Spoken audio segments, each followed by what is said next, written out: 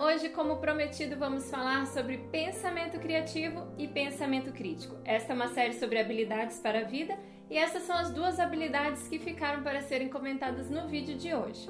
Bom, e para começar, eu já vou explicar que eu poderia ser mais criativa para explicar o assunto de hoje, como por exemplo fazendo uma música, pensamento criativo.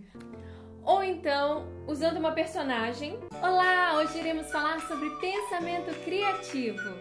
Mas eu vou recorrer ao modo tradicional mesmo. Vou conversar com vocês aqui sobre esse assunto, que é super interessante e que está diretamente relacionado ao tema do próximo vídeo, as próximas habilidades que nós vamos aprender. Então vamos lá, pensamento criativo. Pensamento criativo tem a ver com aquela capacidade de flexibilizar as nossas ideias, uma flexibilidade cognitiva, de forma que a gente consiga levantar alternativas diferentes, alternativas variadas para lidar com uma mesma situação. É isso, por exemplo, que a gente vê num compositor. Eu tenho um grande amigo que é um compositor e ele pega uma frase e faz música, pega outra frase e faz outra música. Ele tem uma habilidade muito grande de sentar e em poucos minutos compor algumas músicas em cima de alguns textos. Mas o pensamento criativo não serve só para as artes, não, gente. O pensamento criativo serve para a gente lidar com as várias situações do dia a dia. Por exemplo, você que é mãe precisa ser criativa em vários momentos para responder às perguntas capciosas que os seus filhos fazem, especialmente sobre aqueles temas que você não se sente preparada para responder.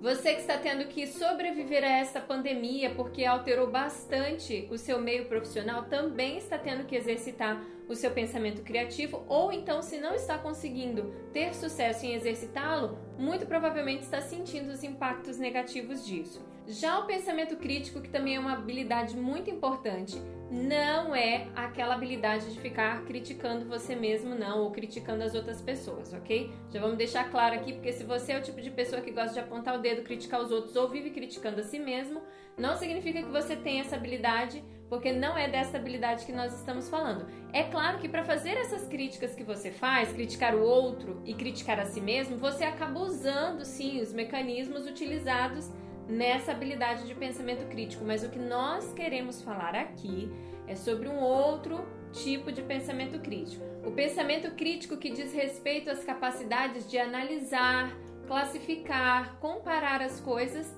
para que possa ser feita uma avaliação adequada da situação.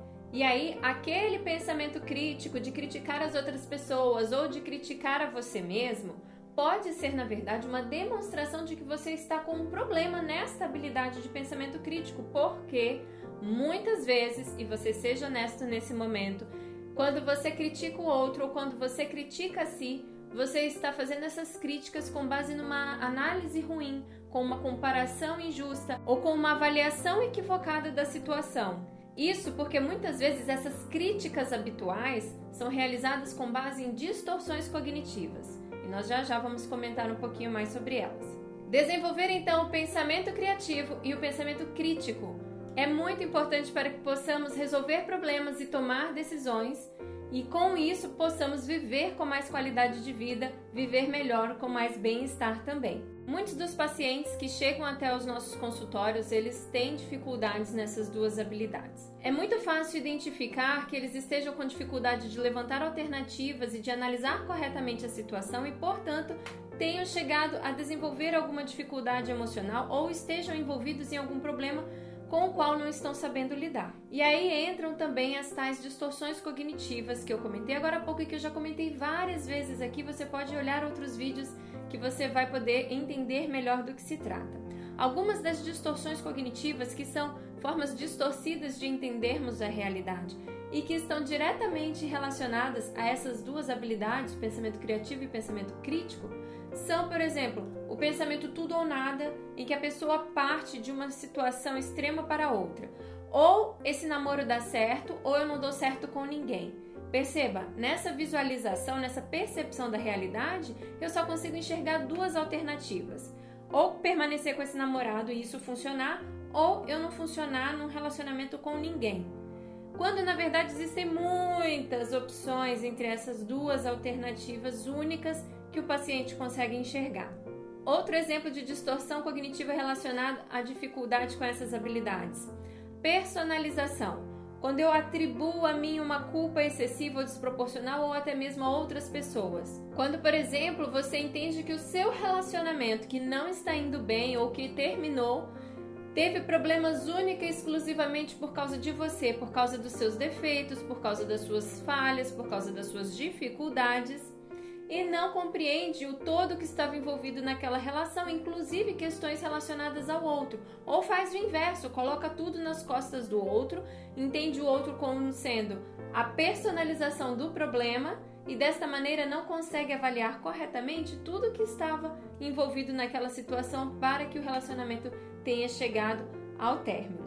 Dentro da terapia, nós ajudamos o paciente a desenvolver uma flexibilidade cognitiva, então. Dessa maneira, o paciente vai conseguir ampliar o olhar dele, reconhecer outras alternativas envolvidas na situação, conhecer também novas maneiras de enfrentar a situação na qual ele está envolvido e explorar essas diferentes alternativas e também os diferentes repertórios comportamentais e emocionais que ele pode ter para lidar com a situação. O pensamento crítico e o pensamento criativo também são muito importantes para o terapeuta. Na nossa prática profissional, no dia a dia atendendo os pacientes, para quem é psicólogo clínico, por exemplo, nós precisamos ter uma capacidade de avaliar corretamente o que está ocorrendo no caso do paciente e precisamos ter criatividade tanto para fazer uma psicoeducação, tornando claro para o paciente o que de fato está acontecendo com ele, a natureza daquilo que ele está vivendo, e também para selecionarmos as melhores técnicas, as melhores formas como iremos desenvolver o trabalho com o nosso paciente. Se você tem dificuldade com essas habilidades, então procure uma terapia, porque com certeza será um excelente meio de crescimento para você.